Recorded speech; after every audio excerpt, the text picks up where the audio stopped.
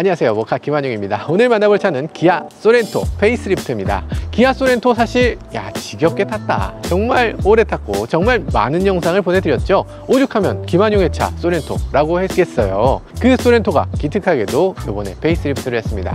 페이스리프트를 하면서 모든 것들이 바뀌었다고 하는데요, 모든 것들, 어떤 것들이 바뀌었는지 함께 살펴보고요. 그리고 이번 소렌토는 아주 막중한 임무를 띠고 있죠. 어떤 임무를 띠고 있냐? 산타페를 물리쳐야 되는 거죠. 이 새로 나온 산타페, 이거 보통 차가 아닌데 이 소렌토가 이 산타페를 이길 수 있을지 여러분들 끝까지 함께 살펴보시죠.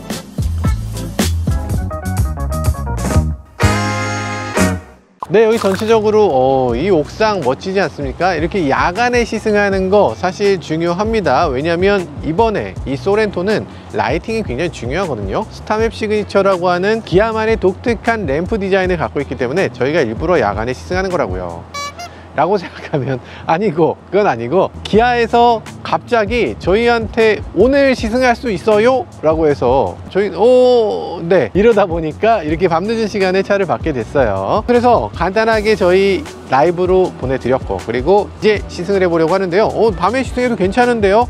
일단 램프 디자인 굉장히 독특하게 잘 드러나 보이시죠? 스타맵 시그니처라고 해서 이렇게 라인을 두 개 쫙쫙 이렇게 그어가고 있습니다. 세로형 램프 굉장히 고급스럽게 비춰지고 있어요. 멀리서 봐도 야, 이거 기아차구나 라는 걸 누구나 알 수 있게끔 그런 디자인을 갖고 있습니다. 이 램프를 조금만 더 볼까요? 깜빡이를 켜면 윗부분에만 드르륵 드르륵 이렇게 램프가 켜지는데요. 근데 이 램프 위에만 이렇게 켜지는 거 아니고요, 이 차의 옵션을 빼게 되면 이 전체가 한꺼번에 팟팟 이런 식으로 들어온다고 해요. 위만 들어오는 거 그리고 전체가 켜지는 거 어떤 게 더 고급스럽게 느껴지는지는 잘 모르겠습니다. 어쨌든 고급 버전이 이렇게 시퀀설 타입으로 위만 켜지는 게 특징입니다. 자, 전체적으로 봤을 때 예쁘죠? 그런 것들이 있고요. 위쪽 램프는 그냥 일반 등, 아래쪽 램프는 상향등입니다. 상향등이지만 동시에 4개의 불이 켜지도록 만들어져 있어요. 그래서 아래쪽 램프가 들어오면 밝게 빛나는 걸 볼 수 있죠. 멋지지 않습니까? 그리고 이 차에는 안개등도 꼼꼼하게 들어있습니다. 산타페에는 없는 안개등이 이 차에는 있다. 그래서 전면부 디자인은 어떻습니까? 산타페는 이렇고 소렌토는 이렇습니다.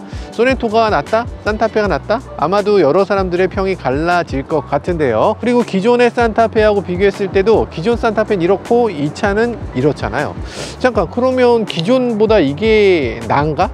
이런 얘기들도 많이 나올 것 같습니다. 자, 이 차의 측면 그리고 뒷면까지 살펴보면요, 일단 측면은 기존 산타페에서 있었던 시칼 같은 그런 가니시 조금 바뀌었어요. 조금 더 예쁩니까? 약간 더 날렵한 디자인으로 바뀐 것 같고요. 그리고 타이어는 지금 컨티넨탈 타이어를 사용하고 있는데 휠은 기존이 더 예쁘다, 이런 생각을 하시는 분들이 많이 계신 것 같아요. 이거 원치 않는다면 그래비티를 선택하면 좋을 것 같습니다. 그리고 크롬 라인, 이것도 굉장히 멋지게 보여지는데 그래비티를 선택하면 이 크롬이 블랙으로 바뀌게 됩니다. 블랙 하이글로시로 바뀌게 되면 윈도우 사이즈가 더 커 보이고 더 넓어 보이고 길어 보이기 때문에 좀 더 스포티한 자동차, 강인한 자동차를 원하시는 분들은 그래비티를 선택하시는 것도 좋을 것 같네요. 자, 그리고 뒷부분에 보면요, 상당한 변화폭이 느껴집니다. 일단 램프가 달라요. 램프가 다른데 이 램프가 앞부분에서 봤었던 스타맵 시그니처가 이렇게 생겼잖아요. 이렇게 생긴 게 뒷부분에도 이렇게 있어요. 그래서 이 차는 앞에서 봐도 기아, 뒤에서 봐도 기아라는 걸 확실하게 어느 모로 봐도 다 기아네, 이렇게 느낄 수 있도록 디자인이 되어 있습니다. 한번 깜빡이를 작동시켜 보면요, 램프가 멋지지 않습니까? 하나하나가 별도의 램프인 것처럼, 하나하나를 다 갖다 붙인 것 같이 굉장히 많은 램프가 이어져 있는 것처럼 보여집니다. 브레이크 램프도 굉장히 선명하게 느껴지죠. 자동차마다 하이테크를 표현하는 방식이 여러 가지 있을 텐데 이번에 기아의 테일램프는 선명함을 가장 주안점으로 둔 것 같습니다. 그래서 굉장히 선명하게 느껴지고요. 그리고 하이포지션 스톱 램프도 그렇습니다. 기존의 하이포지션 스톱 램프는 밖으로 드러나서, 그래서 램프가 켜졌을 때 이렇게 퍼져 보이는 느낌을 자아냈다면 이번에 하이포지션 스톱 램프는 이런 식으로 안쪽에 살짝 숨겨져 있어요. 그래서 이 속으로 이렇게 쏙 들어가 있는데, 처음에는 이 속으로 들어가 있는 이유가 뭔지 몰랐지만 보니까 이렇게 들어가 있으면 그만큼 램프를 더 얇고 균일하게 이렇게 보여질 수 있도록 만들었기 때문에 선명한 램프를 주기 위해서 일부러 안으로 더 집어넣은 걸 알 수 있습니다. 그래서 이 차의 모든 램프는 굉장히 선명하고 미래적인 자동차의 느낌으로 그렇게 만들어 놓고 있네요. 여기 뒤쪽에 와이퍼 없다고요? 위쪽에 숨겨져 있습니다. 위쪽에 숨겨져 있어요. 히든식 와이퍼를 사용하고 있어서요, 네, 이런 식으로 위에서 아래로 닦습니다. 위에서 아래로 닦으면 무조건 좋지만은 않아요. 왜냐하면 이 와이퍼를 작동시켰을 때 아래에서 닦으면 이 아래쪽이 더 넓게 닦이거든요. 근데 위에서 닦으면 아래쪽은 좀 좁게 닦이기 때문에 상대적으로 뒤를 볼 수 있는 영역이 좀 좁아집니다. 보통 차들은 아래에 있잖아요. 그러니까 약간 아래쪽이 더 넓어야 더 잘 보인다 라고 생각되고요. 자, 그리고요, 뒤쪽으로 카메라가 있는데 이쪽 카메라는 센터 미러를 사용할 수 있는 센터 미러 카메라입니다. 이쪽은 블랙박스를 가동시키기 위한 빌트인 카메라죠. 빌트인 카메라를 갖고 있는데 이 빌트인 카메라는 QHD를 사용하고 있고요. 상당히 와이드입니다. 그리고 이쪽 디지털 센터 미러는 상당히 협각이에요. 그래서 제가 봤을 때는 조금 화각이 더 넓어야 되지 않나, 한 24mm 이 정도는 돼야 뒤쪽을 충분하게 비춰줄 수 있는 화각이 나올 것 같습니다. 지금 조금 좁아요. 룸미러를 통해서 봤을 때 뒤에 사람이 너무 크게 보인다거나 뒤에 차가 너무 크게 보이는 그런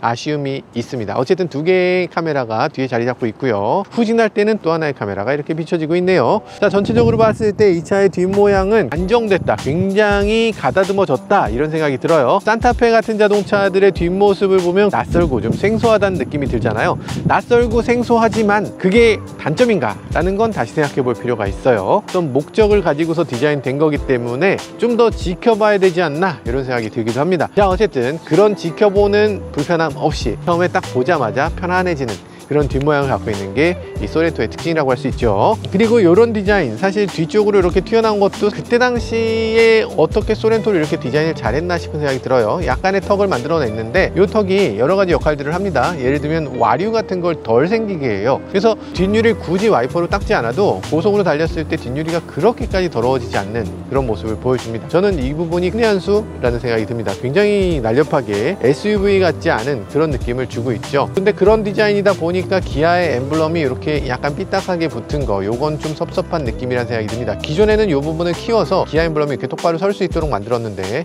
이제 기아 엠블럼은 그런 식으로 붙일 수가 없게 됐기 때문에 이렇게 그냥 평면으로 붙어 있게 만들어진 걸 볼 수 있네요. 자, 그리고 현대기아답지 않게 여기에 스티커가 하나 붙어 있습니다. 뭐라고 써 있냐면 테일게이트 리리즈 버튼 로케이션 이라고 써 있어요. 콩글리시죠. 이거 스티커 왜 붙였냐? 왜냐면 여기서 사람들이 하도 찾아요. 여기 어디 있을 거라고 생각하고 다들 여기서 찾으니까 야, 여기 있어, 여기 있어, 여기라고 써붙인 걸 볼 수가 있습니다. 그냥 아이콘만 있으면 될 것 같은데. 자, 아무튼 이렇게 생겨 있고요. 뒤쪽 문을 열었을 때 사람이 여기 쉽게 드나들 수 있느냐? 당연히 머리가 닿진 않아요. 근데 이영빈 한번 출동해 주세요. 이영빈 작가 출동! 어우, 조금 더 올라가네. 좀 더 올라갑니다. 다시 오세요. 다시 오세요. 아, 넉넉하네, 넉넉하네. 디폴트보다 조금 더 올릴 수가 있네요. 더 올려갖고 끝까지 민 다음에 이걸 누르면, 그러면 조금 더 올라갑니다. 그래서 더 올라가서 185인 사람도 머리가 부딪히지 않고 여기 왔다 갔다 할 수 있다.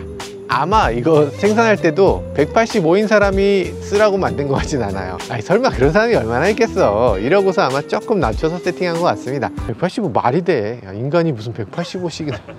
뒤쪽에 트렁크 공간은 이렇게 넉넉합니다. 트렁크 공간은 이렇게 넉넉해서요, 뒤에 앉았을 때 이런 식으로 앉을 수 있고요. 앉은 다음에 비가 오거나 이랬을 때 여기 앉아서 여러 가지 할 수 있어요. 저희 오늘 촬영하면서 다시 한번 깨달았지만 해치가 이렇게 뒤쪽으로 있는 차는 여러 가지로 편리합니다. 여기다가 짐을 넣고 이걸 테이블처럼 쓸 수 있는 거예요. 테이블처럼 여기다가 뭐 세팅하고 뭐 등등등을 다 하고 그리고 나서 바로 들고 나올 수 있는 거죠. 이런 것들이 세단에서는 잘 안 되거든요. 세단인데 비가 오는데 어디서 그걸 할 것이며, 그리고 세단은 이렇게 들어가야 되는데 이거를 어떻게 그걸 테이블로 쓰겠어요? 그래서 이런 식의 자동차들, 이렇게 뒤쪽에 해치가 있는 자동차들은 뒷부분이 그냥 단순한 트렁크가 아니라 테이블로도 사용되는, 활용도가 훨씬 더 높은 그런 뒷공간이라는 생각이 듭니다. 멋지죠? 일단 넉넉한 공간이 인상적이지 않습니까? 이것 훌륭하다고 생각하신다면 여기에 또 있습니다. 이런 수납 공간이 있는데 여기는 소화기가 들어있고 여기는 타이어 수리 키트가 들어있네요. 그리고 뒤쪽에 수납 공간이 좀 더 있습니다. 수납 공간이 더 있어서 여기다가 좀 더 많은 짐을 넣을 수 있도록 만들어져 있어요. 일단 수납 공간만큼은 넉넉해 보이고요. 그리고 서브우퍼, 여기 서브우퍼가 하나 별도로 마련되어 있습니다. 두들겨 봐도 약간 소리 잘 낼 것 같이 인클로저 제대로 짜놓은 것 같은 그런 느낌이 드네요. 자, 그리고 여기 보면 스크린이 있어야 될 것 같은데 없어요. 이게 진윈 액세서리로 나온다고 하는데요, 진윈 액세서리 러기지 패키지라고 해서 이 매트하고 여기 있는 스크린하고 두 가지를 얼마에 파느냐, 44만 원에 팝니다. 아, 그거 좀 선 넘지 않나 싶은 생각이 살짝 들긴 하는데 그럴 수 있죠. 그럴 수 있습니다. 그래도 러기지 네트는 그냥 줬으면 좋겠어. 여기다가 그물망 같은 거 있으면은 짐들이 안 움직이고 좀 고정시켜 놓을 수 있어서 좋거든요. 러기지 네트는 좀 인간적으로 그냥 줘도 되지 않나. 자, 그리고 이 3열에서 이런 버튼을 누를 수 있어요. 누르면 이렇게 접혀집니다. 그런데 산타페와는 다르게 산타페는 여기서 버튼을 누르면 다시 일으켜 세우는 것까지 되죠. 근데 이 차는 일으켜 세우는 건 되지 않고요. 이렇게 눕히는 것까지만 지원을 해줍니다. 그렇지만 이 긴 짐을 실을 수 있다는 점, 이런 것들은 좋은 점으로 보여지네요. 5인승 소렌토는 저는 처음 보는데요. 사실 5인승 소렌토라면 소렌토 사는 이유가 없지 않나? 아, 5인승 소렌토는 공간이 더 생기기 때문에 쓴다고요? 아, 요것 때문에 5인승 소렌토를 산다? 아, 그 정도의 놀라움이에요? 야, 신기한데? 아, 소렌토 뒷좌석은 원래부터 좋았죠. 원래부터 만족감이 굉장히 높은 뒷좌석이었습니다. 딱 앉았을 때 착좌감, 탄탄해요. 굉장히 단단한 착좌감이고 고급스럽기도 합니다. 만졌을 때 감촉이 좋아요. 나파 가죽 시트라고 하고요. 그리고 뒤에 보면 엠버싱도 이렇게 처리가 되어 있는데, 기존에 있었던 소렌토는 크로스 다이아몬드형이었다면 이번엔 이렇게 수평으로 이렇게 쭉쭉 뻗은 라인을 볼 수가 있네요. 뒤에 앉았을 때 느낌 괜찮습니다. 헤드레스는 좀 높여줘야 되겠죠. 그리고 컬러도 투톤을 사용하고 있는데 위쪽은 약간 블루, 아래쪽은 약간 그레이, 이렇게 두 개의 투톤을 사용하고 있고요. 선스크린도 꼼꼼하게 만들어져 있어요. 그리고 수납 공간, 저는 SUV에서 수납 공간이 무엇보다 중요하지 않나 이런 생각을 하는데요. 이런 식으로 컵홀더가 각 좌석에 마련되어 있습니다. 굉장히 편한 자리에 있다고 할 수 있고요. 컵홀더가 여기만 있는 게 아니고 여기도 있습니다. 여기도 스마트폰이라든지 여러 가지를 수납할 수 있는 공간으로 쓸 수 있죠. 그래서 뒤에 앉았을 때 짐을 정말 많은 곳에 넣을 수 있고요. 그리고 여기도 보면 망으로, 그리고 앞쪽에는 좀 더 안 보였으면 좋겠는 걸로 이렇게 이중으로 만들어 놨어요. 이렇게 이중으로 만들어 놓은 것도 꽤 꼼꼼한 느낌이 든다. 잘 만들지 않았습니까? 이런 생각이 들고요. 그리고 컵홀더, 이게 다가 아니죠. 컵홀더는 여기에 또 있습니다.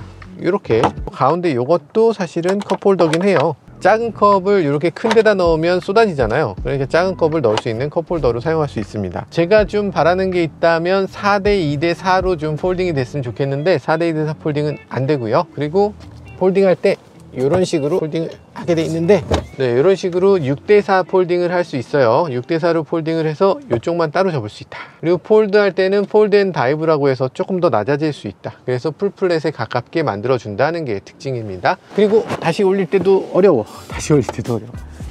야, 5인승은 그렇게 추천드리고 싶진 않네요. 어지간하면 반드시 뒷좌석을 사용할 일이 생기니까 어지간하면 7인승, 좀 더 여유되면 6인승 선택하는 게 좋지 않을까, 그런 생각도 들어요. 게다가 뒷좌석은 이렇게 슬라이딩도 할 수 있습니다. 그리고 뒷좌석 이 정도면 굉장히 넉넉한 뒷좌석이고 편안하잖아요. 근데 여기서 더 기울어집니다. 이렇게. 아, 정말 편하네요. 이게 이렇게 편안하고 이렇게 느긋하고, 그리고 파노라믹 선루프가 위에 있어서 이 선루프도 개방감을 높여주고, 그리고 차의 이 투톤이라든지 이 크롬이라든지 이런 조화가 굉장히 좋거든요. 그래서 차에 타면 굉장히 고급스러운 SUV다 이런 느낌 들고요. 미래적인 SUV다 이런 느낌도 들기 때문에 이 소렌토는 당연히 인기를 끌 수밖에 없는 차가 아니었나 이런 생각이 들어요. 지금도 역시나 소렌토의 인기가 상당하기 때문에 요거는 아마 당분간 인기가 사그라들지 않을 걸로 생각되기도 합니다. 요것도 보여드리고 싶다. 여기 보면 220V 아울렛이 있는데요. 저희가 오늘 야간 촬영을 하다 보니까 220 아울렛에서 이렇게 조명을 꽂아서 사용하고 있어요. 비록 전기차도 아니고 V12도 아니지만 여기에 이렇게 220V를 뽑을 수 있는 기능을 제공하고 있어서 여러 가지로 편리하게 사용할 수가 있습니다. 게다가 USB-C가 이렇게 두 개 뒷좌석을 위해서 마련되어 있네요. 3열까지 있는 7인승이나 6인승이나 이런 경우는 3열에도 USB를 제공하고 있고 컵홀더도 별도로 제공하고 있습니다. 그래서 3열까지 있는 자동차를 사시면 그게 단순하게 시트만 더 있는 게 아니고 정말 활용도가 훨씬 더 넓어지기 때문에, 활용도가 다양해지기 때문에 저는 3열까지 있는 차를 추천드리고 싶네요. 운전석으로 넘어가서 조금 더 살펴보도록 하죠. 일단 인테리어 굉장히 고급스럽습니다. 특히 야간에 봤을 때 더 고급스럽네요. 편안한 느낌을 주는 색이에요. 이 컬러 조합 굉장히 마음에 듭니다. 네이비 그레이색 그리고 그레이, 이렇게 투톤을 사용하고 있는데 꽤 눈에 익고요. 꽤 예쁜데요. 기존 이번 MQ4라고 하는 신형 소렌토 처음 나왔을 때 굉장히 많은 사람들이 놀라게 해주는 자동차였죠. 그도 그럴 만한 것이 이런 투톤 스티어링 휠도 처음 적용이고, 기어식 다이얼 시프터도 처음 적용이고, 열선 스위치 이런 것도 처음, 등등등이 다 처음이었어요. 인테리어가 굉장히 고급스럽다고 그때 당시도 느꼈습니다. 그래서 아마 많은 사람들이 그만큼 호응을 했던 것 같고요. 정말 열광했던 그런 자동차라고 할 수 있습니다. 지금 그 열광했던 모습을 그대로 이어가고 있는데요. 그 디자인에서 많은 부분을 그대로 살려놓고 있고요. 그 중에서 다소 아쉬웠던 거, 정말 조금 아쉬웠던 부분, 디스플레이 크기가 좀 작았던 부분, 그걸 이제 원 없이 키워놨네요. 12.3인치 계기판, 12.3인치 센터 디스플레이를 그대로, 그리고 거기에 커브드 디스플레이를 이용해서 이 끝까지 손가락이 다 잘 닿도록 이렇게 만들어 놓은 거, 이 거리를 항상 유지하도록 만들어 놓은 것도 아주 좋은 점이라고 할 수 있습니다. 그리고 이제는 CCNC라고 해서 그레이드를 하나 업그레이드 했어요. 그래서 기존에 있었던 버튼들, 이 디스플레이들이 조금 촌스럽다는 느낌도 있었거든요. 특히 그 안에 여러 가지 기능들을 제대로 인식하기 어렵다, 인지하기 어렵다는 게 가장 아쉬운 점이었는데, 이제는 이 디스플레이 안에 여러 가지 기능들이 꽤 인식하기 쉽도록 이렇게 만들어진 것이 특징입니다. 이 아이콘이 잘 만들어졌고요. 이 차의 이미지하고 그리고 기아의 이미지하고 아주 잘 맞는 그런 디자인을 하고 있네요. 그리고 여기서 봤을 때 이 시네마라든지 이런 것들이 들어왔는데, 시네마는 왓챠 웨이브를 지원합니다. 그래서 차를 세워놓고서 즐겁게 뭔가 즐길 때 왓챠 웨이브를 보면서 시간을 보낼 수 있는 그런 기능이 있어요. 하이브리드 버튼도 있어서 하이브리드 상태도 볼 수 있는데, 하이브리드 연비는 어느 정도 되는지, 그리고 그래픽도 기존에 비해서 훨씬 좋아져서 엔진, 모터, 배터리가 어떤 식으로 서로 상호작용을 하는지를 보여줄 수 있도록 되어 있습니다. 하이패스도 이런 식으로 변경돼 있어요. 하이패스 같은 경우는 여기에 e하이패스라고 해서 카드를 여기다 꼭 집어넣지 않더라도, 카드 없더라도 e하이패스를 통해서 하이패스를 대신할 수 있도록 이렇게 만들어진 것도 특징입니다. 아주 잘 만들었어요. 이런 것들은 정말 한국 시장에 딱 맞는 그런 기능이라는 생각이 들어요. 수입차 중에 어떤 차도 이게 될 리가 없죠. 그만큼 연결성을 중시한 자동차라고 할 수 있는데, 그러다 보니까 시네마 같은 경우는 왓챠 웨이브를 지원하지만 왓챠 웨이브 말고 조금 더 숏폼, 예를 들면 뭐 유튜브라든지 이런 숏폼도 지원을 해주면 좋겠다는 생각이 듭니다. 그리고 이 밖에도 여러 가지 기능들을 제공하고 있는데요. DMB를 제공합니다. DMB. 게스트 모드, 이거 되게 웃기다. 팟빵, 멜론, 지니 이런 것들을 지원하는 버튼이거든요. 근데 이게 누르면 뭔지 알 수가 없어. 뭔지 알 수가 없어요. 게스트 모드에서 지원되지 않는다는데 이게 뭔지 어떻게 알아? 이게 팟빵인지 뭔지를 얘기를 해주셔야죠. 이 버튼은 아유, 지금 조용히 지금. 요거는 아예 버튼이 눌러지지가 않아. 이 버튼이 뭔지 어떻게 알아? 너무 알고 싶네. 인터페이스가 이래도 됩니까? 아니, 현대기아가 인터페이스 굉장히 잘 만들고 있죠. 근데 IT가 나오기 시작하면 이 IT 안쪽에 들어가는 버튼들은 정말 막 시작한 그런 대학교 동아리망도 못한 그런 버튼들을 만들어내고 있어요. 쉽게 좀 해줬으면 좋겠어요. 이거 처음 한 일주일 정도는 그냥 해줬으면 좋겠습니다. 돈이 나와요? 돈이 나오면 기아가 내세요. 기아가 내시면 되잖아요. 얼마가 나오겠어? 일주일인데 3일이라도 이거 사용하게 되면 사람들이 이런 편리한 기능이 있었는데 갑자기 중단됐을 때, 그때 비용을 내서라도 계속 사용하겠죠. 근데 어떤 기능인지 알지도 못하고 돈을 내지 않고는 아예 써볼 수 없게 하는 거, 이거는 조금 잘못된 생각이 아닌가 하는 생각이 들어요. 키도 사실 현대키가 나쁘다고 생각되진 않지만 조금 이상하죠. 근데 이제 기아는 키에 대해서 조금 더 멋지게 이렇게 만들어내고 있는 것 같아요. 눌러보면 이런 식으로 불이 번쩍번쩍 들어옵니다. 멋지죠? 그리고 또 여기서 빌트인 캠도 꼭 봐야 될 부분인 것 같아요. 빌트인 캠을 켜게 되면은 이렇게 주행 중 상시, 주행 중 이벤트 이런 식으로 녹화가 됩니다. 지금 라이브 화면은 이런 식으로 생겼습니다. 실시간 영상을 보면 이렇게 앞뒤가 보이죠. 예전에 있었던 줌 기능은 이번에 없어진 것 같아요. 그죠? 그리고 스마트폰으로 전송하는 기능이 있습니다. 그래서 와이파이 활성화를 통해서 내 스마트폰으로 블랙박스에 직접 액세스 가능하죠. 정말 필요합니다. 어떨 때 필요하냐면 앞차가 막 껴들었어. 근데 되게 불법적으로 껴들었어. 열받네 할 때, 이렇게 신고할 때 유용한 기능이라고 할 수 있어요. 와이파이 접속 가능하고요. 그리고 메모리를 뺄 수 있게 바뀌었습니다. 이전에 있었던 빌트인 캠은 사실 자동차에 정말 불필요한 기능이라고 절대 사용하지 말라고 말씀드렸는데, 이제 빌트인 캠은 업그레이드가 돼서 이제는 어지간한 블랙박스보다 훨씬 더 좋은 그런 장치로 거듭난 것 같아요. 게다가 별도의 이 배터리 시스템을 갖고 있기 때문에 자동차의 기본 12V 배터리에 영향을 끼치지 않고 주차한 상태에서도 상시 녹화가 가능한 그런 장점을 갖고 있습니다. 이 차에서 정말 중요한 기능 중에 하나, 정말 큰 업그레이드 중에 하나는 디지털키 2입니다. 이전 같으면 디지털키 2 터치라는 걸 썼습니다. 그거는 스마트폰을 문에다 대야 됐어요. 그리고 시동 걸 때 여기다가 스마트폰을 올려놨어야 됐습니다. 너무 불편하죠. 아니 그런 기능을 왜 만들어 굳이? 라는 생각이 들었던 그런 기능이라고 할 수 있죠. 왜냐면 그냥 차 키를 들고 있으면 그냥 손만 넣으면 자동으로 열리고 시동도 그냥 들어가면 자동으로 걸리는데 뭐하러 스마트폰을 들고서 터치하고 뭐하러 스마트폰을 여기다 놓고 시동을 걸고 그렇게 합니까? 더 불편하게. 그냥 더 불편하기 때문에 그런 기능은 사실상 불필요한 기능이다. 그래서 이 디지털키 2가 이번에 들어오면서 스마트폰만 있으면 이런 식으로 시동도 걸 수 있고 문도 열 수 있는 이런 기능이 작동되게 됐습니다. 그러면 디지털키 2는 위험한 거 아니에요? 안전에 너무 위험하잖아요. 예를 들어서 딴 사람이 가까이 오고 딴 사람이 문을 열어버리면 어떡해요? 이럴 수 있죠. 근데 이 차, 이 디지털키 2는 지금 상세 페이지에도 잘못 써 있는데 NFC를 이용하는 게 아니고요, UWB라는 걸 사용합니다. 아이폰 같은 경우는 11일부터 UWB를 지원하게 됐죠. UWB는 뭐냐면 울트라 와이드 밴드라고 해서 스마트폰이 어떤 장치와 얼마만큼의 거리를 떨어져 있는지를 정확하게 파악할 수 있는 밴드예요. 그렇기 때문에 이 차에 가까이 왔을 때 몇 미터나 가까이 왔는지를 정확하게 파악할 수 있습니다. 문 바로 앞에 왔을 때만 문이 열리도록 하고요, 이 차 안에 실제로 들어왔을 때만 열리도록 하는 그런 기능이라고 할 수 있습니다. 그래서 울트라 와이드 밴드를 적용한다는 건 기술의 개가고요, 이 울트라 와이드 밴드를 이용해서 정말 많은 것들을 할 수 있게 됩니다. 이걸 이용하게 되면 어떤 사람이 이 차에 지금 들어오는지 정확하게 파악할 수 있거든요. 그리고 어떤 사람이 이 스마트폰을 어디다 놨는지를 정확하게 알 수 있어요. 그렇기 때문에 지문인식이 필요가 없습니다. 디지털 키로 문을 열었다면 어떤 폰으로 열었는지를 알기 때문에 그 사람한테 옵티마이즈된 개인화된 서비스를 제공할 수 있어서 굳이 여기에 이렇게 지문인식을 굳이 넣을 필요는 없어 보입니다. 아니 님 스마트폰 없으세요? 폰 있으면 그거 갖고 하면 되지 뭐하러 굳이 또 지문을 씁니까? 스마트폰에 있는 페이스 아이디나 뭐 홍채 인식이나 이런 인식을 사용하면 되지 굳이 여기 지문 인식을 사용할 이유가 없죠. 페이먼트도 스마트폰에서 하면 되지 그걸 굳이 자동차에 페이먼트를 등록하고 카드 등록하고 이렇게 할 이유가 뭐가 있을까 그런 생각이 듭니다. 어쨌든 지금 자동차 메이커들이 스마트폰의 위력을 너무 과소평가하는 면이 있는 것 같아요. 스마트폰을 사용할 수 있게 했다면 그걸 적극적으로 여러 가지 면으로 사용할 수 있도록 만들어줄 필요가 있어 보입니다. 사실 현대에는 42.이라고 하는 회사가 있잖아요. 42.이 아마도 이런 앱들도 잘 만들어 줄 거라고 기대하기 때문에 잘 될 것 같습니다. 잘 될 걸로 믿어요.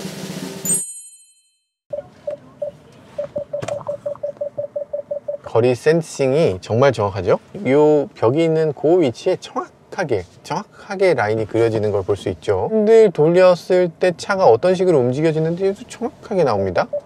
네, 이런 식으로 정확하게. 이 정도면은 어지간히 운전 못하는 사람도 문제 없지 않을까. USS 빼겠네. 이 정도면은 현대가 USS를 뺀다고요? 아니에요. 테슬라 같은 경우는 갑자기 센서를 뺐습니다. 초음파 센서를 뺐는데요, 현대는 이렇게 되는 기능 자체가 초음파 센서를 이용하는 거기 때문에 절대로 빠지지 않겠죠. 자, 험로를 가보겠습니다.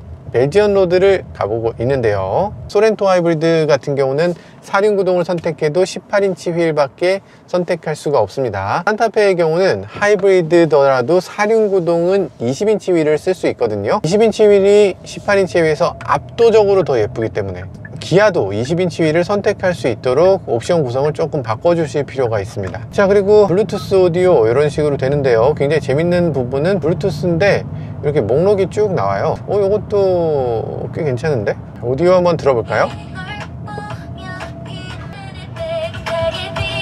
아까는 되게 좋았던 것 같은데 왜 이렇게 후지지? 이상한데?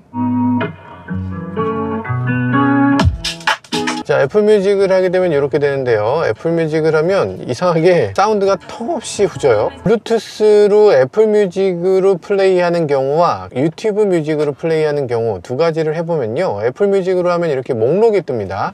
목록이 뜨는데 그 목록이 뜨는 거를 클릭했을 때 바로 딱 되냐? 잘 안 돼요. 애플뮤직으로 플레이하는 경우에 약간 버그가 있습니다. 이게 클릭이 잘 안 되고, 그리고 음질도 훨씬 나빠요. 의외의 버그가 있네요. 이건 금방 개선될 걸로 보여지긴 합니다.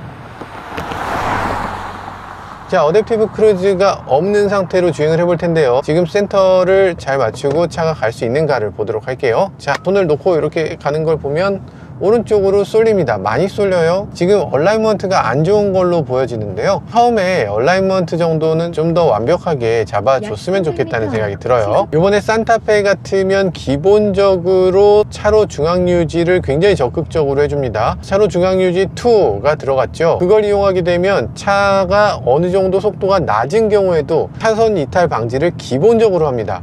그래서 기본적으로 하기 때문에 이 핸들이 세팅이 잘못되어 있어도 잘 인식을 못해요. 근데 이 차는 아직도 지금 작동이 안 됐습니다. 차선 이탈 방지는 아직 작동이 시작 안 됐고요. 아직도 안 되고 있습니다. 시속 50km가 넘어야 차선 이탈 방지가 작동됩니다. 그래서 산타페에 비해서 이 핸들 중앙을 조절하는 기능을 덜 적극적으로, 산타페가 조금 더 적극적으로 차로 중앙을 유지해 주는 것을 알 수 있습니다. HDA도 사뭇 다릅니다. 산타페는 이 스티어링 휠 가장자리에 센서를 전체를 다 적용했어요. 그래서 이 손가락 끝으로 대고 있어도 핸들을 잡으세요 이런 말이 뜨지 않는 거죠.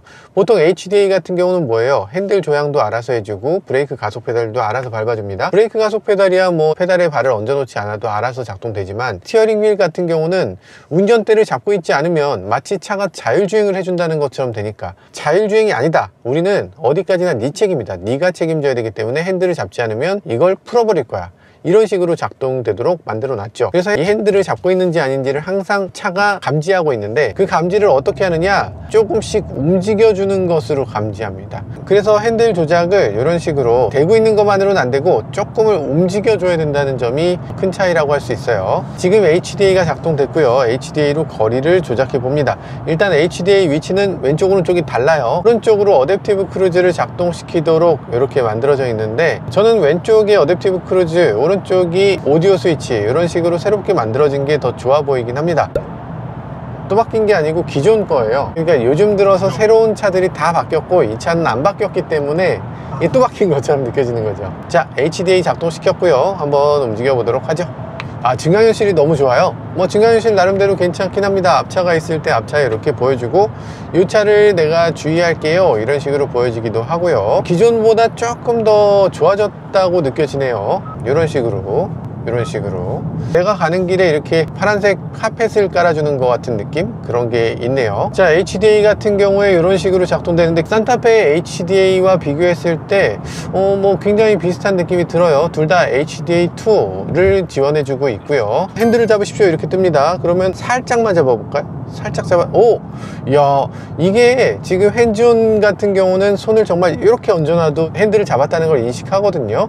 근데 지금 이 차는 핸즈온이 아니에요. 그런데도 불구하고 핸들을 손으로 딱 잡았을 때 확실히 핸들을 잡았다는 걸 인지합니다. 너무 빨리 인지해서 깜짝 놀랐어요. 예전 같으면 핸들을 내가 잡고 있는데도 자꾸 잡으라고 해서 정말 짜증났었잖아요. 근데 얘는 더 이상 그런 HDA가 아닌 거죠. 이제는 확실히 핸들을 잡고 있으면 아무리 약한 힘으로 잡아도 잡았다는 걸 확실히 인지하는 그런 센서를 갖고 있습니다. 이전 소렌토도 HDA 자체는 굉장히 좋았어요. 이보다 좋을 수가 있을까 싶을 정도로 좋았는데 뭐 굉장히 지금도 역시나 좋은 성능을 보여주고 있습니다. 전자식 차일드락이 저는 굉장히 좋게 보여지네요. 뒷좌석에 앉은 아이가 실수로 문을 열고 내릴 수 있잖아요. 그래서 그런 것들을 방지하기 위해서 차일드락을 하게 되는데, 보통 차일드락을 하게 되면 애들이 있을 때는 괜찮아. 근데 애들이 아니고 뒷좌석에 정말 성인을 태웠을 때, 그때 또 차일드락을 풀어야 되거든요. 풀었다가 걸었다가 이거 번거로운데 버튼 하나로 열었다 닫았다 할 수 있으니까, 이 켰다 껐다 할 수 있으니까 굉장히 좋은 장치로 생각됩니다. 그만큼 안전에 대해서 신경을 많이 썼다는 얘기죠. 근데 HDA2와 차일드락이 묶여있다는 건 조금 맞나 싶은 생각이 들어요. 차일드락 사면 HDA2를 껴주는 것도 아니고, CUD는 앞쪽에 굉장히 선명하고 아주 밝게 잘 드러나 있고요. 근데 이게 구형이에요. 구형인데 구형 HUD가 더 좋다는 얘기들도 많이 하더라고요. HUD가 굉장히 작고 선명한데 기능적으로는 나쁘지 않아 보입니다. 디지털 센터 미러를 한번 사용해 보죠. 디지털 센터 미러, 야 이거 맞나? 이렇게 안 보이는 걸 쓴다고? 뽀샤시 효과를 주고 있어요. 블러 효과 준 것 같은 그런 느낌이 들어요. 자, 연비 같은 경우는 저희 오랫동안 세워놨으니까 여기서 한번 리셋을 시키고 다시 한번 연비를 측정해 보도록 할게요. 하이브리드 상태를 볼까요? 하이브리드 상태를 보면, 근데 이거 지금 사륜구동차인데 전륜구동으로만 보여지고 있거든요. 아, 내 차 사륜구동인데 이렇게 보여주면 어떡해? 라는 생각이 들 것 같은데, 사륜구동은 사륜구동에 맞게 조금 다르게 해줬으면 어땠을까, 그런 생각이 들기도 합니다. 퀴 돌아가는 거 그게 뭐 그렇게 어려울 것 같지도 않은데 바퀴 좀 돌아가게 해주지, 왜 차가 서 있는 걸로 그래픽을 그리죠? 차라리 그냥 단순화 시키든가 그랬으면 모르겠는데, 휠이 멈춰 있는데 가는 그림 맞나? 기아 디자이너 분들 이거 보면 안 이상합니까? 네, 그런 생각이 들고요. 그리고 여기 보면은 이런 것들도 되게 재밌죠. 하이브리드 연비를 지금 시간별로 보여줍니다. 전기 모터 사용량도 시간별로 보여줘요. 창문을 지금 싹 닫았습니다. 터널 들어갈 때 되니까 알아서 창문 조금 열려있던 걸 딱 닫아버리네요. 그리고 지나가다가 X 냄새 나는 그런 지역들 있잖아요. 그런 지역을 갈 때 되면 알아서 문을 닫습니다. 알아서 내기순환으로 바꿔요. 지금 내기순환 작동됐죠. 이런 식으로 알아서 냄새나는 곳에서는 이렇게 바꿔줍니다. 자, 그리고 하이브리드 연비 같은 경우는 이런 식으로 나오는데 조금 섭섭한 면이 있습니다. 왜냐하면 그래픽 나온다는 건 좋아. 근데 이 자체가 연비를 네가 정말 잘 했는지 이걸 보여주려면 최근 30분 40분만 보여줘서는 안 되죠. 뭐 며칠이라도 보여줘야 되잖아요. 근데 그래프가 요게 답니다. 40분 이전 건 보여주지도 않아. 오늘, 어저께, 그저께, 일주일, 한 달 이런 걸 보여줘야죠. 그래야지 네가 얼마나 연비운전을 했는지, 정말 반성할 점은 없는지 이런 것들에 대해서 알게 되겠죠. 지금 운전하면서 운전하는 동안 것만 보여주겠다는 건데 그게 무슨 의미가 있죠? IT로 넘어왔을 때 역시나 이 한계를 다시 한번 느끼게 됩니다. 자, 브레이크를 작동시키면 실제로 브레이크 패드가 작동되기 전에 차지가 더 작동됩니다. 그러니까 발전기를 이용해서 이 회생제동으로 자동차에 더 많은 에너지를 충전하는 방식으로 차를 감속시킨다는 거죠. 그렇기 때문에 하이브리드 자동차는 그만큼 브레이크 패드도 적게 사용하고요.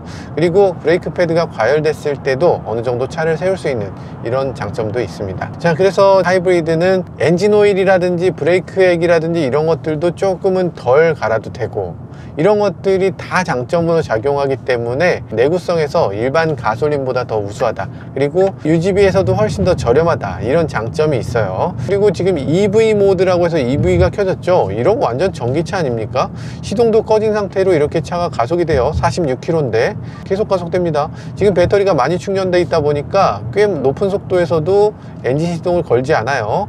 50km 계속 가속됩니다. 시동 걸리지 않은 상태로 계속 가네요. 이건 뭐 전기차입니까? 시동 걸지 않고 64km, 65km 계속 갑니다. 잠깐, 65km로 가면 안 되잖아. 엔진 시동을 걸지 않고 거의 어지간한 거리는 갈 수 있는 걸로 보여지네요. 아직도 시동이 걸리지 않았습니다. 승차감도 정말 좋네요. 이런 것들 감안했을 때 이 차 소렌토는 정말 잘 만들어진 자동차라는 걸 다시 한번 느끼게 되는 순간입니다. 기존에 있었던 소렌토 230마력의 하이브리드, 충분한 출력이라고 할 수 있죠. 근데 거기에 이번 하이브리드는 5마력이 추가됐습니다. 엔진이 5마력 늘어난 게 아니고 전기 모터가 5마력 늘어났어요. 그러다 보니까 이 전기 모터가 더 많이 적극적으로 개입하고, 그러다 보니까 차가 더 정숙하고 나가는 느낌도 더 부드럽고, 그리고 시동이 꺼진 상태로 더 많이 움직이는 걸 느낄 수가 있네요. 아주 작은 변화지만 주목할 만한 변화라는 생각이 듭니다. 이런 식이라면 전기차 못지않다, 이런 생각이 들기도 합니다.